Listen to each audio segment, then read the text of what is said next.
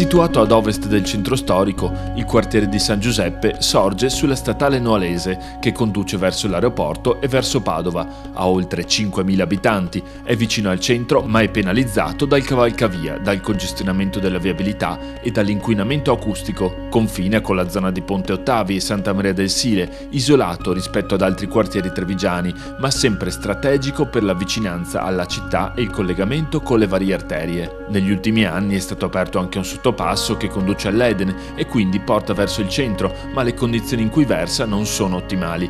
La Piani è una scuola dell'infanzia storica molto nota e ben funzionante, che ospita anche bambini della fascia nido e che porta un grande indotto al quartiere che beneficia di una ventata di familiarità. Due le grandi questioni che affliggono il quartiere: in primis il rapporto con l'aeroporto Canova, se per residenti e piccole attività è una spina nel fianco ed un elemento di alto impatto ambientale, per alcune attività ricettive è un vero toccasana portando turisti e clientela.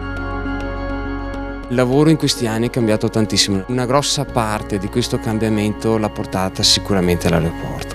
Persone di lavoro, gente che viaggia, ha portato tutta una serie di giovamenti per tutta la rete economica. Dopo, c'è alcuni che non riesce a sfruttarlo, là si allarga mai il cielo, però noi siamo qua.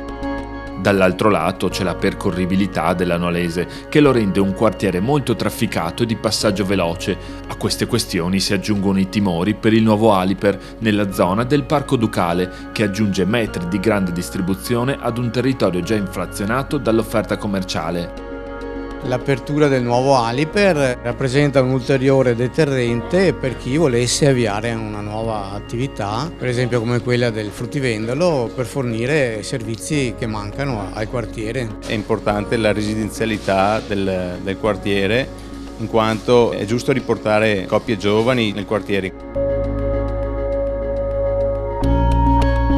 Tanti genitori portano i bambini all'asilo la mattina, sì, passano a bere il caffè, però poi vanno a lavorare. Il paese è vivo solo con gli anziani. Nonostante l'impatto forte di questa realtà, a San Giuseppe non manca nulla: residenzialità, scuola dell'infanzia storica che funziona nonostante il calo demografico, attività commerciali che nell'insieme restituiscono un'offerta adeguata alle richieste della popolazione, alcuni locali con nuove gestioni che cercano di darsi da fare con musica, eventi e aperitivi. Voglio portare qui a San Giuseppe un locale allegro, frizzante e che possa essere aggregativo tra le persone. Sto avendo qualche piccolo problema nel fare le mie iniziative, perché così come li faccio, tempo pochi secondi, ho subito dei controlli. Il problema più grosso che abbiamo riscontrato è nella burocrazia in generale, nel senso noi avevamo un cartello provvisorio esposto e rinnovato per 3 anni consecutivi. Abbiamo fatto la richiesta di averlo permanente, dopo aver pagato la tassazione dovuta ci hanno respinto la domanda.